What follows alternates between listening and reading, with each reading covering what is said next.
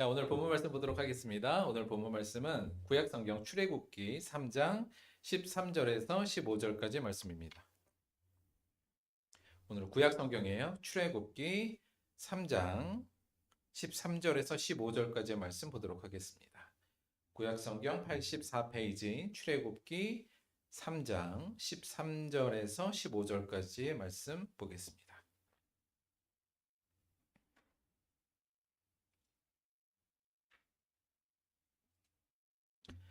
출애굽기 3장 13절에서 15절까지의 말씀 우리 함께 합독으로 봉독하도록 하겠습니다. 시작. 모세가 하나님께 아뢰되 내가 이스라엘 자손에게 가서 이르기를 너희의 조상의 하나님이 나를 너희에게 보내셨다 하면 그들이 내게 묻기를 그의 이름이 무엇이냐 하리니 내가 무엇이라고 그들에게 말하리이까. 하나님이 모세에게 이르시되 나는 스스로 있는 자이니라. 또 이르시되 너는 이스라엘 자손에게 이같이 이르기를 스스로 있는 자가 나를 너희에게 보내셨다 하라. 하나님이 또 모세에게 이르시되 너는 이스라엘 자손에게 이같이 이르기를 너희 조상의 하나님 여호와 곧 아브라함의 하나님 이삭의 하나님 야곱의 하나님께서 나를 너희에게 보내셨다 하라. 이는 나의 영원한 이름이요 대대로 기억할 나의 칭호니라. 아멘. 오늘은 출애굽기 3장 13절에서 15절 말씀을 중심으로 해서 하나님께 신실하자 이런 제목으로 새 첫 하나님의 말씀 나누도록 하겠습니다. 저는 사실 이분을 잘 몰랐는데 이게 이제 트로트 가수 임영웅이라는 분입니다.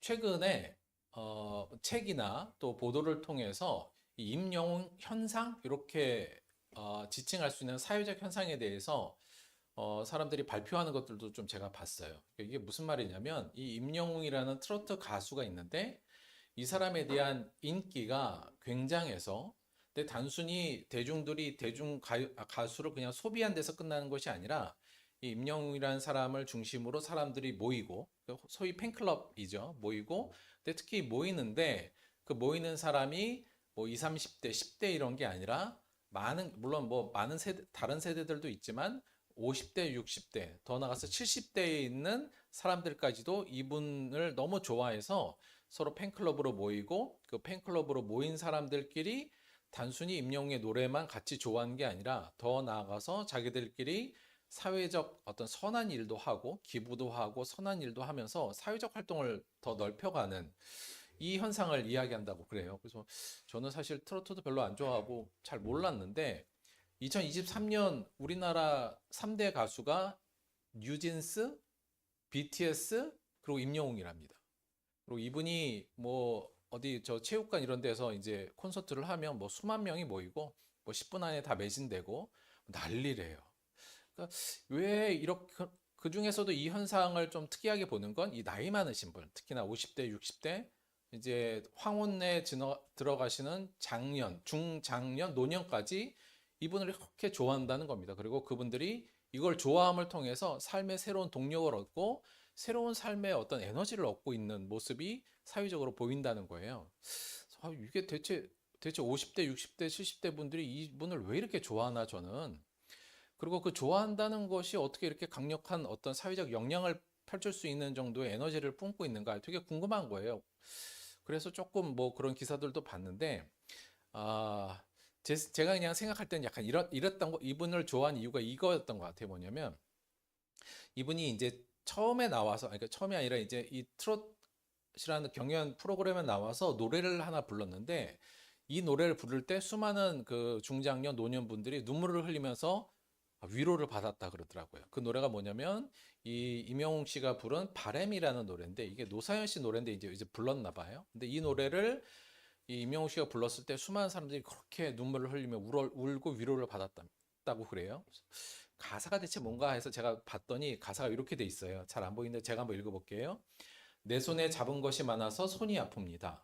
등에 짊어진 삶의 무게가 온몸을 아프게 하고 매일 해결해야 하는 일 때문에 내 시간도 없이 살다가 평생 바쁘게 걸어왔으니 다리도 아픕니다.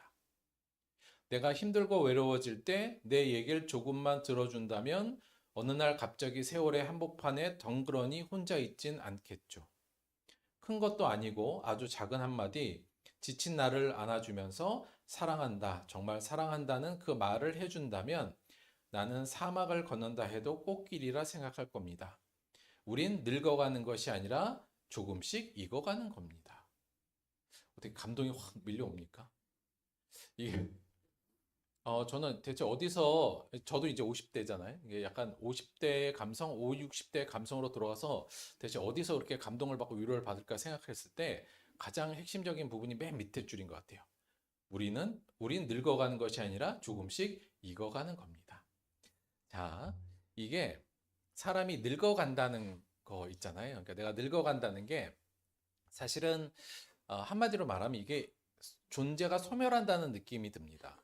그러니까 그러니까 내가 이제 늙어간다는 건 결국은 내 수명도 기대 수명이 기본적으로 떨어진다는 걸 의미하잖아요. 그래서 기대 수명도 낮아지고 우리가 알다시피 외모도 이제 좀 안 좋아지기 시작하고 또 늙어가면서 건강도 안 좋아지는 걸 내가 느끼게 되고 더 나아가서는 나의 사회적 역할이요. 또 사회적 내 존재감도 떨어지는 것을 느끼는 것이 점점 늙어간다는 것에서 오는 현상이고 우리가 늙어간다는 게 표현하는 어, 부분인 것 같아요. 한마디로 말하면 내 존재가 점점 소멸해 간다는 그런 느낌이 곧 늙어간다는 거죠. 그래서 사실은 나이가 좀 있는 중년, 노년들은 새해가 오는 게 그렇게 반갑진 않습니다. 내가 또 늙는구나. 혹은 한 살 더 먹었구나. 이게 사실 그렇게 즐거운 게 아니죠. 왜냐하면 내 존재가 조금 더 소멸해가는 느낌을 느끼기 때문이죠. 그러면서 이제 어쩔 수 없이 필연적으로 그 존재의 소멸을 느끼면서 외로움을 크게 느끼는 게 이 중장년, 노년들의 기본적인 마음의 어떤 한 구석에 남아 있는 부분이라는 생각이 들어요. 그러니까 그런데 이 노래가 그 부분을 잘 공감해 주면서 마지막에 제가 볼 때는 그러니까 존재의 소멸에 대해서 내가 난 참 소멸하고 있구나. 이제 나는 어디 가도 특별한 내가 할 일도 별로 없고 이제 자식도 다 키워놨고 내 존재의 근거가 흔들리는 그 상황에서 우리는 늙어가는 것이 아니라 조금씩 익어가는 겁니다. 라고 한마디로 말하면 존재의 의의를 부여해 준 거예요. 그러니까 50대, 60대 분들에게. 그래서 나는 이제 그래 내가 이제 나는 그냥 늙어가서 이제 죽어가고 존재가 소멸하는 것이 아니라 우리는 조금씩 익어가는 거야. 이런 뭔가 새로운 존재적 의의를 발견하고 그것이 큰 위로를 준 게 아닌가 그런 생각이 들어요. 문제라기보다는 독특한 건 이 위로가 굉장한 사회적 시너지를 발휘할 만큼의 힘을 발휘하고 있다는 거죠. 내가 이 땅에 존재하는 의의를 갖는다는 건 사실 굉장히 중요한 것 같습니다. 그것이 있어야 사실 사는 맛도 있고 내가 살아있다는 것도 느끼고 또 내 앞에 놓여 있는 삶 그리고 내 앞에 놓여 있는 시간도 사실 긍정적으로 바라볼 수 있거든요. 근데 그냥 나는 올해 한 해가 시작됐으니 나도 또 늙는구나. 혹은 한 해 더 나이가 먹는구나. 이렇게 돼서 나를 늙어간다고 바라보면 삶이 정말 재미없고 외로움에 가득 찰 수밖에 없을 것 같습니다. 근데 사실 그리스도인들은 사실 우리의 존재 의의가 사실 명확하기 때문에 이런 거에 크게 흔들릴 필요까지는 없는데 그럼에도 불구하고 우리도 연약해서 늘 우리의 존재가 소멸된다고 느끼고 늙어가는 거에 대한 두려움과 또 외로움도 우리에게 또 있는 것 같긴 해요. 그러나 우리는 그리스도인이고 또 기독교적 가치관으로서는 우리가 매해마다 새로운 우리의 존재의 의의를 우리는 발견할 수도 있고 이미 주어진 존재의 의의가 있고 그것을 가지고 매해마다 새로운 시간을 나는 지금 늙어가고 있어가 아니라 새로운 우리에게 주어진 사명에 좀 집중해야 되죠. 오늘 저희가 2024년 첫 해를 맞이하여서 첫 주를 맞이해서 우리들이 2024년 우리들의 존재 의의는 무엇인가?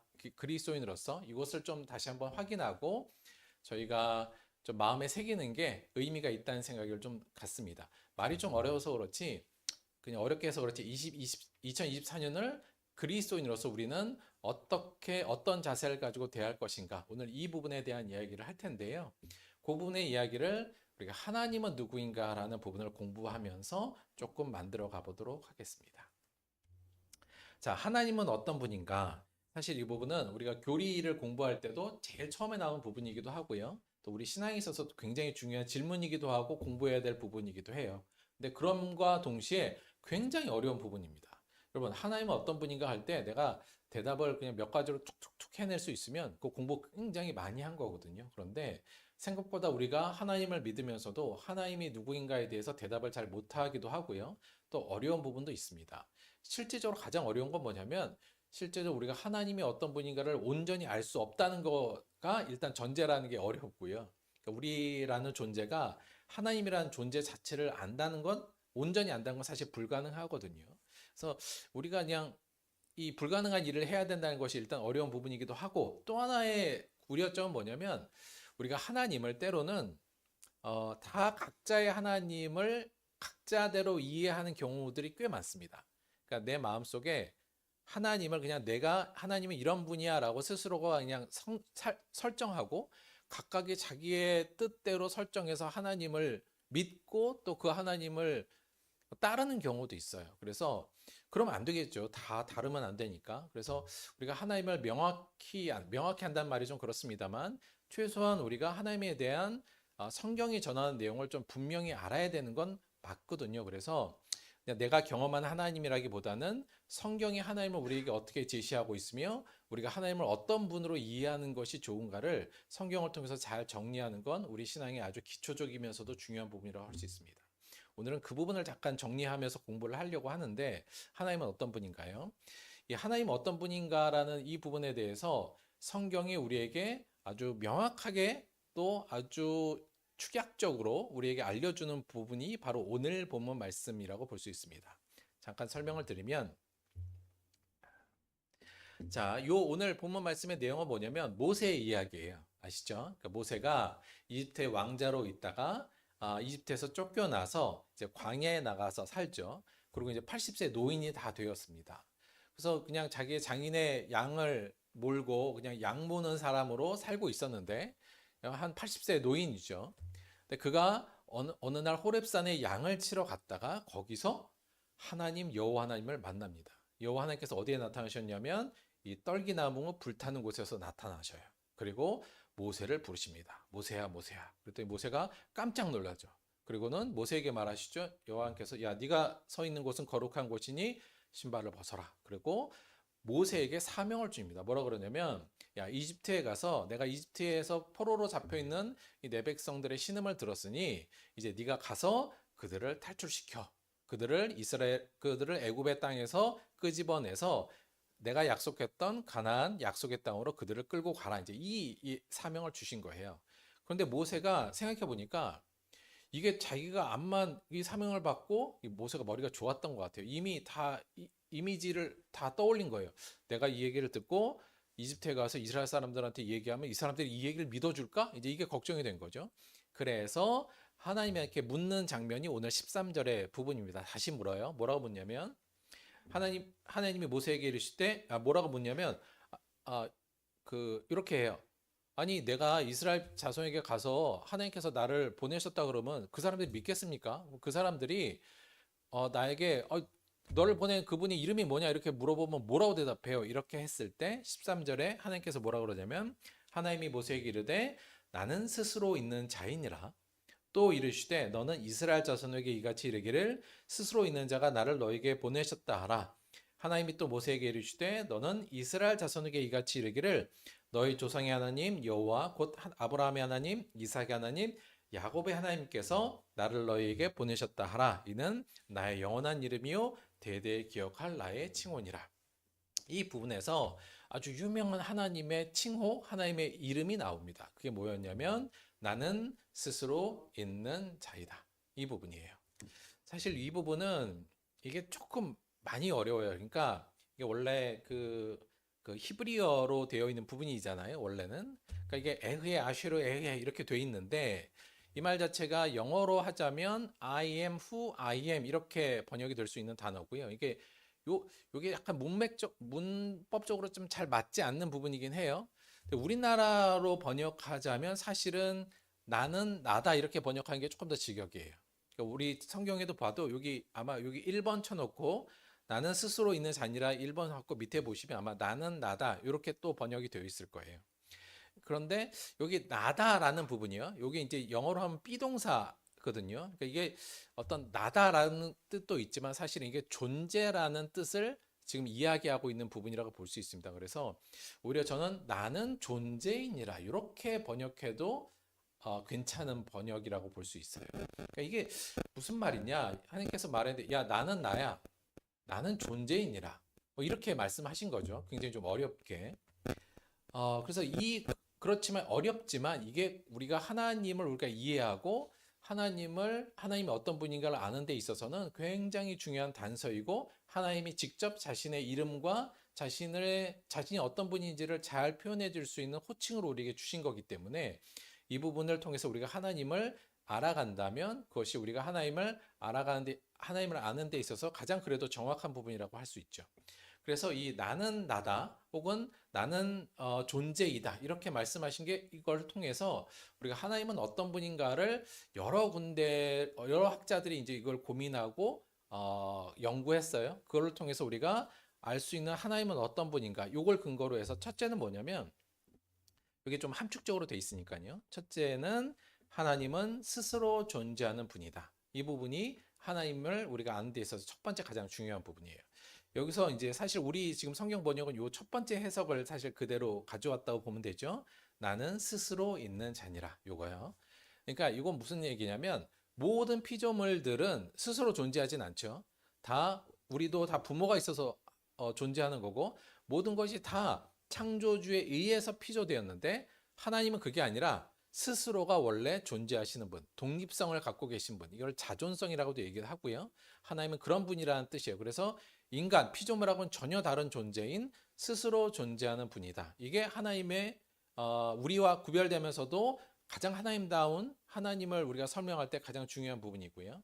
두 번째는 뭐냐면 그 또 다른 나는 존재이다. 이 부분은 또 어떤 하나님을 특징을 말하고 있냐면 하나님은 모든 것을 존재케 하시는 분이다라는 거예요. 그래서 하나님의 창조성, 그러니까 하나님이 창조자라는 것을 드러내는 부분이다. 이렇게 저희가 이해를 합니다. 그래서 야, 나는 나야. 나는 스스로 존재하는 자야. 나는 존재이다. 그게 내 이름이야라고 할 때는 하나님이 모든 존재하는 것을 만드신 분이다. 존재의 근원자다. 이런 뜻으로 우리가 설명하고 있다고 또 해석하는 거죠. 그래서 창조주 하나님을 이야기하는 거라고 보는 거고요. 세 번째는 여기 그 시제가, 그러니까 다시 말하면 나는 나다 할 때 시제가 사실은 요 히브리어에서는 과거도 되고 현재도 되고 미래도 되기도 해요. 그래서 요걸 전체를 다 포괄한다면 어떤 거냐면 나는 과거에도 있었고 현재에도 있었으며 미래에도 있는 존재이다. 이렇게도 우리가 이해할 수 있거든요. 그 얘기는 뭐냐면 하나님은 항상 존재하시는 분이라는 거예요. 그래서 하나님의 영원성, 그분은 영원하신 분이며 또 여기 편재성이라 하는 것은 어느 곳에도 계신 분이다. 이게 또 하나님에 대한 특징, 하나님에 대해서 우리가 어떤 분이라고 할 때 우리가 규정할 수 있는 부분이고요. 그래서 요 나는 나다. 이 하나님께서 모세에게 자기의 칭호를 말할 때 이 부분을 통해서 우리는 하나님은 스스로 존재하시는 분이며 모든 것을 또 존재케 하시는 창조자인가 동시에 어디에서나 존재하시고 영원히 존재하시는 분이다. 이렇게 저희가 이해를 합니다.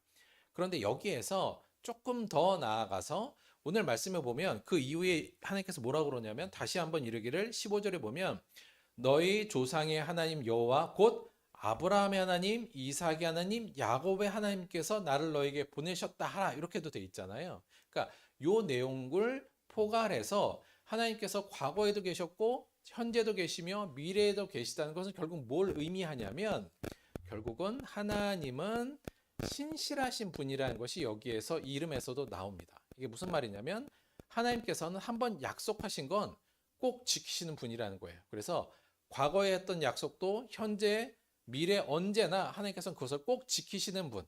그런 의미를 통해서 하나님은 신실하신 분, 하나님은 약속을 지키시는 분, 한번 약속한 것은 잊지 않으신 분, 그것을 조금 더 확장하자면 하나님은 우리를 사랑하시는 데 있어서도 이 신실하신 분, 우리가 어떠한 상황에 있거나 어떠한 상황이 하나님 안에 있을지라도 우리를 끝까지 끊임없이 사랑하시는 분이라는 하나님의 신실성을 또 드러내는 부분으로 저희가 이해할 수 있어요. 그래서 하나님은 어떤 분이에요? 하나님은 여기서 오늘 본문 말씀에서 하나님께서 주신 이 내용을 통해서 우리는 하나님은 스스로 존재하는 분이고 하나님은 모든 것을 존재케 하시는 분이며 하나님은 또한 항상 존재하신 분이며 하나님은 신실하신 분이다. 이렇게 저희가 하나님에 대한 정의를 내리고 하나님을 믿게 되는 거죠. 그래서 기본적으로 하나님은 이런 분이라는 네 가지 정도는 저희가 이 부분을 통해서 잘 이해하는 게 매우 중요합니다. 또 하나 하나님은 어떤 분인가를 우리가 성경에서 찾아볼 때 또 하나 중요한 구절이 하나 더 있어요. 그 부분은 어디냐면 사실 요한계시록인데, 사실 출애굽기 3장은 성경의 거의 맨 앞부분이잖아요. 근데 요한계시록은 성경의 맨 뒷부분이에요. 근데 그 뒷부분에도 하나님께서 요한에게 이제 나타나셔서 마지막 계시의 말씀을 주시는데, 사도 요한에게 그때 본인을 또 계시하는 호칭, 명칭이 나옵니다. 그것이 바로 어디냐면 여기에요.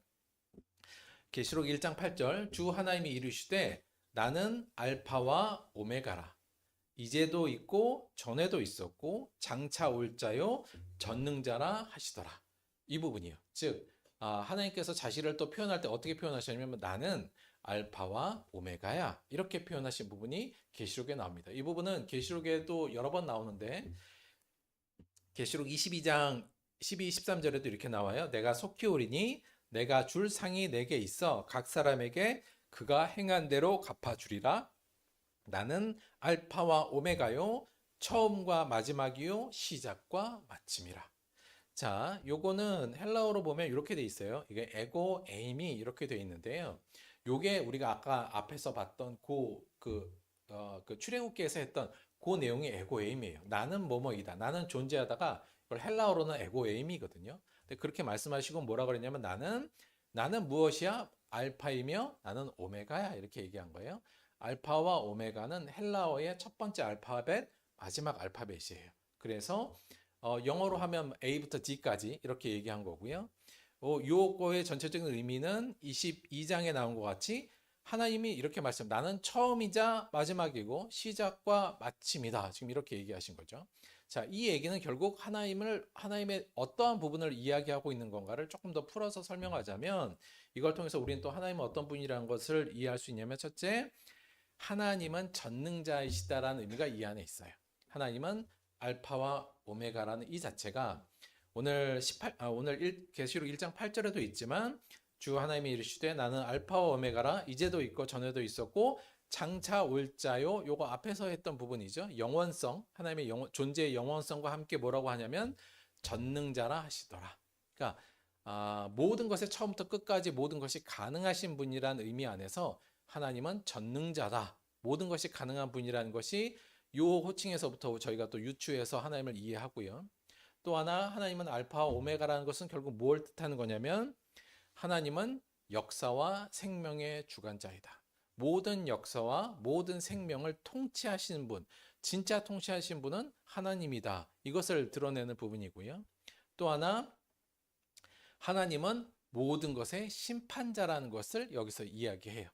우리가 오늘 여기 나와 있는 12, 13절, 22절, 내가 속히 오리니 내가 줄 상이 내게 있어 각 사람에게 그가 행한 대로 갚아주리라. 나는 알파와 오메가다. 요한계시록 전체가 사실 이 심판에 대한 이야기를 두고 있기 때문에 마지막에 대한 방점이 있죠. 그래서 결국 나는 오메가야, 이 얘기는 뭐예요? 내가 나중에 모든 것을 심판할 거야. 그리고 나는 심판자라는 이 부분이 더 강력하게 있죠. 그런데요, 그래서 저희가 요 부분, 나는 알파와 오메가를 통해서 하나님은 이런 분이라는 것을 저희가 또 이해하고 또 받아들이고 믿으면 됩니다. 그런데 여기서 하나 더 나아가서 저는 하나님은 어떤 분이라고 할 때 성경 전체적인 내용을 통해서 이렇게도 얘기할 수 있다는 생각이 들어요. 뭐냐면 하나님은 새로운 시작의 기회를 주시는 분이다. 이렇게요. 자, 이게 무슨 말이냐면 자, 예수님께서 이 땅에 오셨을 때 처음으로 우리에게 전한 복음의 말씀이 있습니다. 그게 뭐였냐면 바로 이거였어요. 이때부터 예수께서 비로소 전파하여 이르시되 회개하라 천국이 가까이 왔느니라 하시더라. 이게 예수님께서 처음에 오셔서 우리에게 했던 복음의 첫 번째 말이었습니다. 복음이란 건 복된 소식, 좋은 소식이잖아요. 근데 그 말의 첫 번째가 뭐였냐면 회개하라였어요. 여러분, 회개하라가 복인가요? 좋은 소식이에요? 그렇게 안 들리잖아요. 우리의 잘못을 지적하는 것 같고, 야, 회개하면 우리가 나 듣기 싫어, 이렇게 된 거죠. 그런데 사실은 이 회개하라는 엄청나게 좋은 소식입니다. 왜 그러냐면 잘 보세요. 여러분, 회개하라는 건 결국 뭘 어떻게 하라는 건가요? 일단 자신을 되돌아봐서 성찰하라는 외침이죠. 네 자신을 돌아봐서 널 잘 성찰해봐. 그리고 두 번째는 어떻게 하라는 게 회개하라는 거냐면 자신의 죄, 잘못을 그 다음에 반성해. 이게 회개하라죠. 여러분 근데 회개는 이걸로 끝나나요? 회개하라가 네가 잘못한 것을 깨닫고 반성해. 그리고 잘못했다고 얘기해. 이게 끝나는 게 아니라 회개하라는 그 다음이 제일 중요한 겁니다. 그건 뭐예요? 무슨 말이냐면 회개하고 잘못을 반성하고 다시 새롭게 시작하라예요. 다시 새롭게 시작하라. 이게 회개하라의 핵심이거든요. 예수님께서 이 땅에 오셔서 하신 게 뭐였냐면 결국은 복음의 첫 마디가 뭐냐면 결국은 야 다시 시작해요. 근데 이걸 거꾸로 얘기하면 뭐냐면 너희들이 다시 시작할 기회를 줄게입니다. 자, 그러니까 우리는 이미 다 죄인이잖아요. 원래 죄인은 어떻게 돼요? 그 죄에 대한 심판을 받아야 되지 않습니까? 내가 지은 죄는 나를 떠날 수가 없잖아요. 그래서 사실 우리는 다 죽어서 심판을 받아야 돼요. 그런데 그게 아니라 하나님은 우리를 신실하게 사랑하셔서 우리의 죄를 심판하지 아니하시고 어떻게 하시기로 결정한 거예요? 그 죄를 없애주시고 다시 우리들에게 기회를 주시기로 결단한 거예요. 그게 하나님이 우리 인간에게 우리에게 주신 사랑의 모습이었고, 그게 예수님께서 이 땅에 오신 이유이기도 하며, 예수님께서 십자가에 달린 이유죠. 다시 말하면 우리에게 새로운 기회를 주시고, 새롭게 시작하라는 것을 가능하게 해준 게 바로 복음의 내용이고, 예수님께서 이 땅에 오신 거거든요. 하나님은 늘 우리를 새롭게 시작할 기회를 주시는 분입니다. 우리를 포기하지 않고 우리가 잘못했다 그래서 우리를 버리는 것이 아니라 우리를 다시 감싸 안아 주시고 우리를 새롭게 시작할 새로운 기회를 주는 거예요. 여러분 우리가 무슨 정말 중요한 시험을 쳤는데 내가 너무 잘못 쳤어요. 근데 야 다시 볼 기회를 줄게. 이게 복음이 아닙니까? 이건 큰 복음인 거예요. 근데 하나님께서는 늘 우리에게 그러한 다시 볼 수 있는 기회, 다시 도전하고 다시 시작할 수 있는 기회를 주시는 게 바로 하나님이 성경 역사를 보면 그게 하나님이 우리에게 하셨던 행동이었고 그것이 하나님의 사랑이었다는 걸 알 수 있습니다. 조금 정리해서 말씀을 드리면 하나님은 이스라엘 백성의 끊임없는 죄악을 보시고도 그들을 완전히 멸하지 않으시고 다시 시작할 수 있는 기회를 늘 주셨어요. 그게 구약이 전하는 역사의 큰 패턴입니다. 예수님을 이 땅에 보내신 것도 그분이 십자가에 달려 죽으신 것도 죄인인 우리가 다시 새롭게 시작할 기회를 주시기 위함이었어요. 이것이 곧 하나님의 신실하신 사랑, 하나님의 사랑이 신실하다는 뜻입니다. 자, 하나님은 어떤 분인가? 다시 정리를 좀 해볼게요. 자, 하나님은 어떤 분이라고요? 하나님은 스스로 존재하시는 분이고요. 하나님은 모든 것을 존재하게 하시는 분이며 하나님은 항상 존재하시는 분이세요. 영원히 존재하시고 어느 곳에나 존재하신 분입니다. 또 그걸 통해서 하나님은 참 신실하신 분이에요. 우리에 대해서 신실하셔요. 우리의 사랑에 대해서 신실하신 분입니다. 다른 식으로 얘기하면 우리의 사랑에 정말 진심이에요. 우리를 사랑한 거에 있어서 정말 진심이라 우리는 하나님을 별로 사랑하지 않더라도 하나님은 내가 너희를 사랑하겠다는 그 약속을 끝까지 지키시는 정말 신실하신 분입니다. 두 번째, 하나님은 또 어떤 분이신가? 하나님은 전능자셔요. 그리고 하나님은 역사와 생명의 주관자이며 통치자이시기도 하고 또 하나님은 모든 것의 심판자입니다. 그런 하나님은 또 우리에게 늘 새로운 기회를 주시는 분입니다. 이거를 통틀어서 우리가 정리를 하자면 이렇게 얘기할 수 있을 것 같아요. 전지전능하시며 영원하신 창조주 하나님이며 온 역사의 통치자요 심판자이신 하나님은 우리를 사랑하시되 신실하게 사랑하시기에 죄인인 우리를 포기하지 아니하시고 우리에게 다시금 새로운 시작의 기회를 주시는 분이다.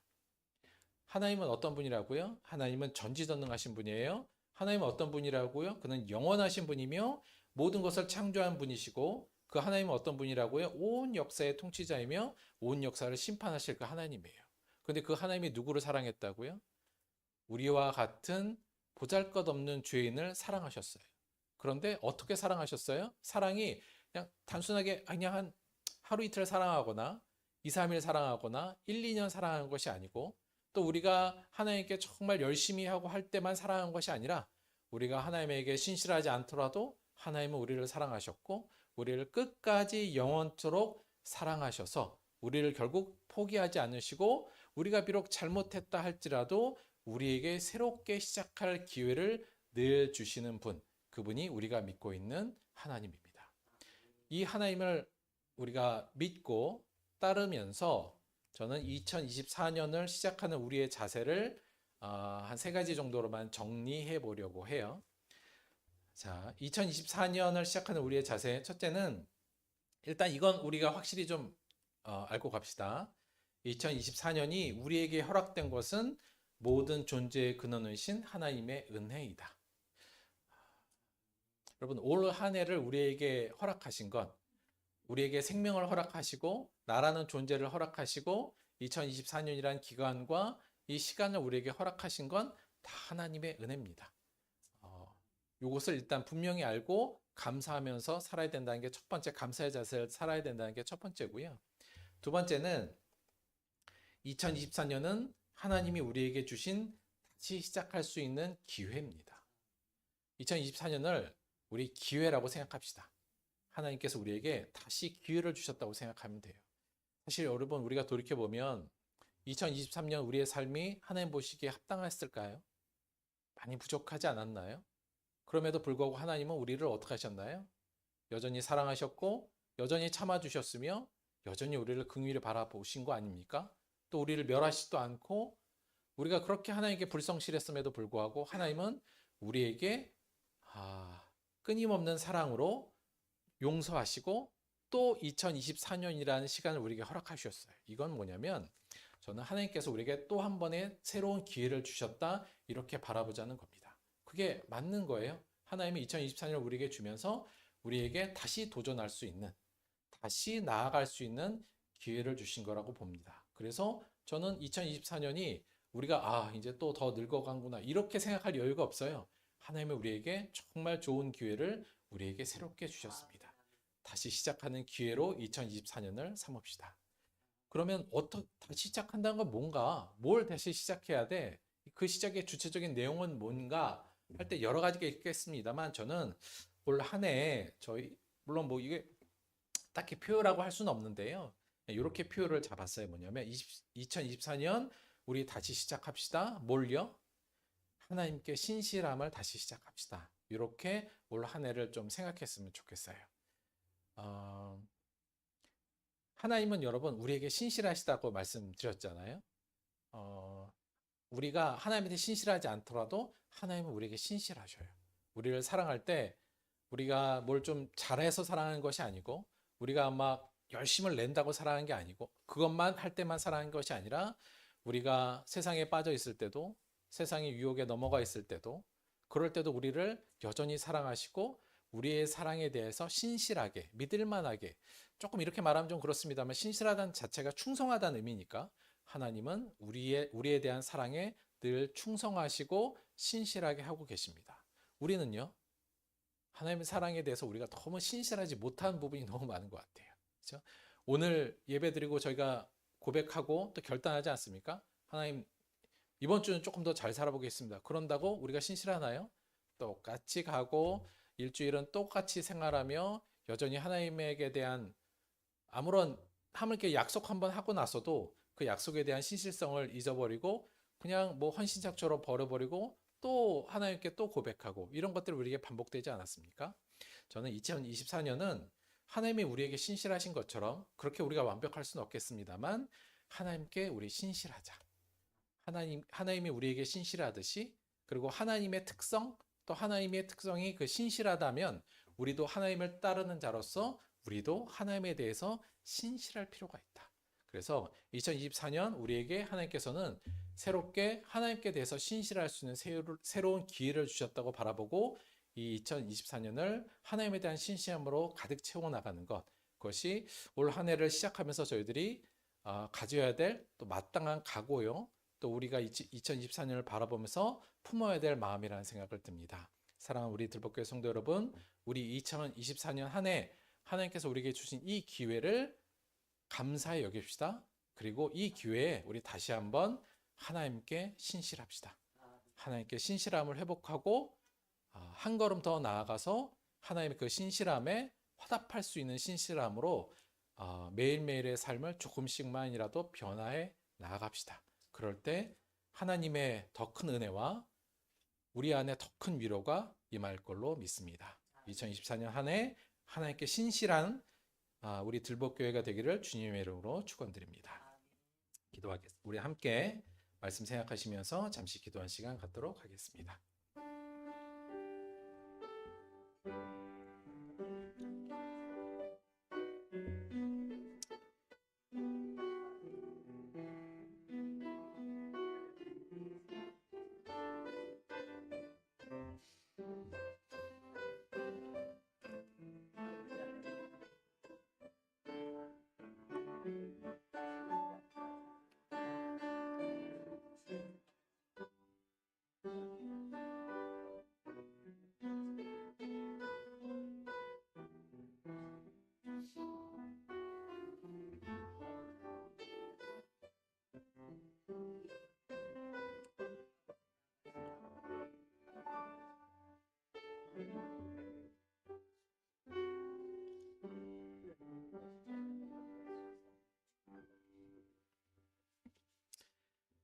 하나님, 우리에게 새로운 2024년 새해의 삶을 허락하시니 고맙고 감사합니다. 이것이 그저 얻어진 것이 아니라 하나님의 은혜임을 믿음으로 고백합니다. 그러나 2024년 주님, 우리는 아무 생각 없이 그저 또 그 똑같은 하루를 살지 않게 하여 주옵소서. 2024년은 하나님께서 우리에게 주신 새로운 기회의 해임을 다시 시작할 수 있는 기회를 주심을 믿음으로 받아들이고 2024년 한 해 하나님께 신실하기를 원합니다. 하나님은 우리에게 그토록 신실하신데 우리는 내 자존심에 신실하거나 사람에게 신실하거나 돈에 신실할 때가 너무나도 많습니다. 그런 우리를 여전히 신실하게 사랑하셔서 아껴주시고 긍휼히 여기시며 용서해 주신 하나님, 그 하나님을 바라보며 올 한 해 하나님께 더 신실하기로 결단하였습니다. 이 결단이 진정한 신실한 결단이 될 수 있도록 우리를 지키시고 도와주옵소서. 예수님의 이름으로 기도드렸습니다. 아멘. 오늘은 저희 새해 첫 예배 성찬식 하는 날이에요. 그래서 오늘은 성찬식 하도록 하겠습니다. 원래 우리 늘 하는 것처럼 다 앞으로 나오셔서 성찬 안에 임하여 주시기 바랍니다. 약간 카메라 조정만 제가 잠깐 할게요. 다 앞으로 나와 주시기 바랍니다.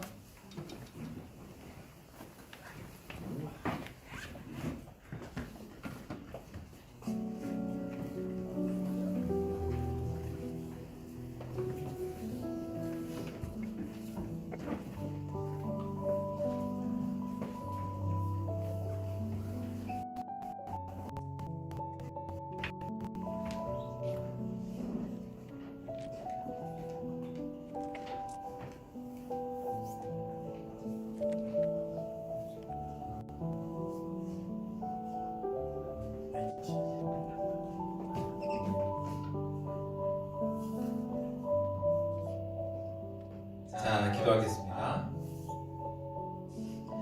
내가 너희에게 전한 것은 주께 받은 것이니 곧 예수께서 잡히시던 밤에 떡을 가지사 축사하시고 떼어 이르시되 이것은 너희를 위하는 내 몸이니 이것을 행하여 나를 기념하라 하시고 식후에 또한 그와 같이 잔을 가지시고 이르시되 이 잔은 내 피로 세운 새 언약이니 이것을 행하여 마실 때마다 나를 기념하라 하셨으니 너희가 이 떡을 먹으며 이 잔을 마실 때마다 주의 주심을 그가 오실 때까지 전하는 것이니라. 하나님, 오늘 우리가 그리스도의 부서진 몸과 그리스도의 흘린 피를 앞에 두고 이 자리에 섰습니다. 우리의 죄를 도말하시고 우리에게 새 생명의 기회를 주기 위하여 자신의 모든 것을 던지신 예수님을 기억하며 오늘 저희가 함께 성찬을 하려 합니다.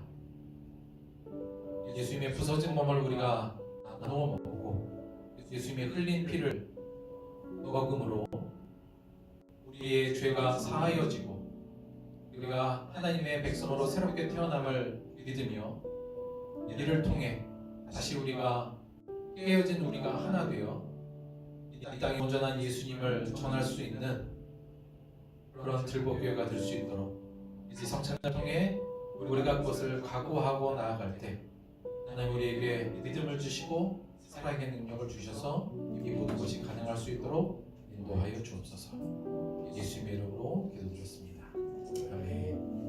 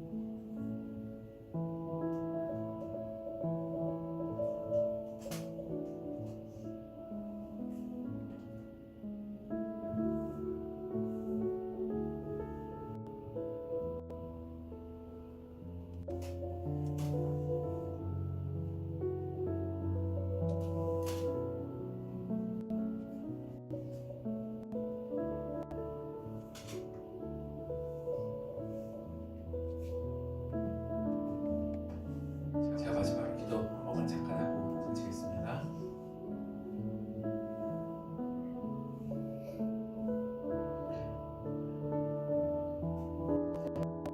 하나님 저희 감히 예수 그리스도의 찢긴 몸을 먹고 그의 흘리신 피를 마셨습니다.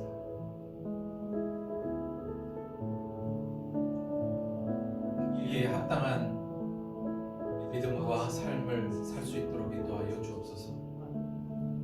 무엇보다 예수님께서 죽으심으로 우리에게 명령하신 서로 사랑하라, 이 명령을 목숨을 걸고 지켜낸 우리들 될 수 있도록 함께 하여 주옵소서. 예수님의 이름으로 기도했습니다. 아멘. 수고하셨습니다. 자리로 들어가시면 됩니다.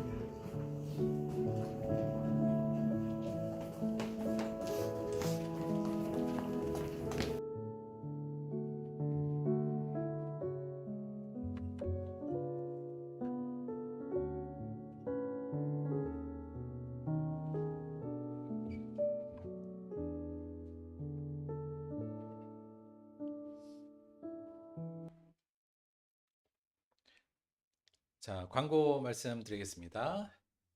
일단은 아비나? 아비 잠깐만 나올까? 아, 잠깐만 이거 없어. 조합이냐? 나오세요.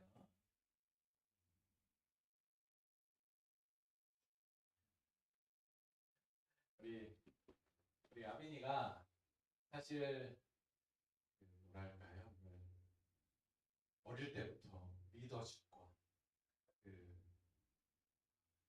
하여튼 뭐 어마어마했거든요. 네. 아버님 그동안 우리 응급구조사 시험 보고 대학 다니라 고생 많았는데 이제 이번에 잘 합격하고 대학도 졸업하면서 사실 우리 아이들 우리 청년부뿐만 아니라 우리 중등부, 초등부 우리 아이들의 간사로서 올 한 해 역할을 해주기로 했습니다. 그래서 오늘 소개해주면서 제가 볼 때 우리 아이들에게는 더할 나위 없는 좋은 또 선배면서 또 저와 또 가교 역할을 해줄 수 있는 좋은 역할을 잘 해줄 것 같아요. 우리 아빈이에게 박수 한번 보내주세요. 감사합니다. 밑에 갖고 줘야 되는데 놓쳤어요. 죄송합니다. 그리고 다시 한번 말씀드리면 우리 이미경 지사님께서 저희 반주 앞으로 이렇게 해주실 거예요. 너무 감사하고 앞으로 감사하다는 말씀 먼저 그리고 앞으로 특송도 좀 해주시고 할 게 많을 것 같아요. 일단 격려의 박수 한 번만 다시 한번 드리겠습니다. 감사합니다. 의성이가 1월 1일 날 바로 미국으로 갔잖아요. 근데 바로 연락이 왔어요. 그래서 잘 등록하고 학교 잘 등록하고 기숙사 방에 들어가고 오늘도 하여튼 야구 배트 하나 메고 운동장 가는 사진 하나 보내줬는데 그거는 못 올렸는데 잘 학교 잘 입학하고 등록해서 잘 다니고 있답니다. 여러분 기도 많이 해주시고 사실 저는 뭐 의성이는 별 걱정이 안 되거든요. 애가 워낙 지금도 신나가지고 뭐 야구하고 있다니까 돌아올 때 의성이 엄마가 좀 걱정됩니다. 애 놓고 올 때 얼마나 또 울고 올지 의성이를 위해서 가족을 위해서도 계속 기도해 주시기 바랍니다. 1월 대표 기도 다음 주부터 이렇게 됩니다. 윤은기, 이정숙, 정경애 잘 준비해 주셔서 1월 대표 기도 이렇게 준비해 주시기 바랍니다. 저희 여기 굉장히 미끄러운 거 아시죠? 여기 약간 녹을 때 더 미끄럽기 때문에 절대 손 빼지 마시고 하여튼 조심조심 해주시기 바라요. 죄송합니다. 제가 뿌린다고 뿌렸는데 잘 안 녹았어요. 하여튼 조심해 주시기 바랍니다. 주기도문 헌금을 해서 기도하고 주기도문 합독함으로 오늘 예배 마치도록 하겠습니다.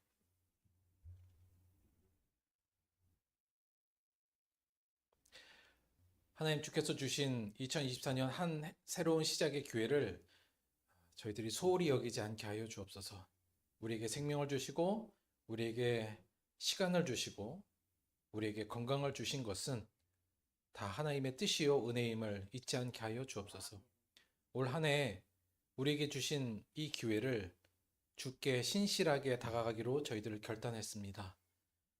이 결단 위에 하나님께서 기뻐 받아주시고 이 결단을 이룰 수 있는 믿음과 능력까지 함께하여 주옵소서. 우리 스스로가 또 우리 서로가 이 결단을 위해 서로를 위해서 기도하게 하시고 서로 연합하여 하나 될 수 있도록 도와주옵소서. 주신 은혜 감사하여 또 주께 귀한 예물로 나아왔습니다. 예물을 드린 손길 위에 하나님의 신실한 사랑이 풍성히 넘치게 도와주시고 예물이 쓰이는 모든 곳에 이 하나님의 놀라운 신실한 사랑이 전파될 수 있도록 함께하여 주옵소서. 예수님의 이름으로 기도드렸습니다. 아멘. 다 같이 주기도문 합독하겠습니다. 하늘에 계신 우리 아버지여, 이름이 거룩히 여김을 받으시오며 나라가 임하시오며 뜻이 하늘에서 이루어진 것 같이 땅에서도 이루어지이다. 오늘 우리에게 일용할 양식을 주시옵고 우리가 우리에게 죄 지은 자를 사하여 준 것 같이 우리 죄를 사하여 주시옵고 우리를 시험에 들게 하지 마시옵고 다만 악에서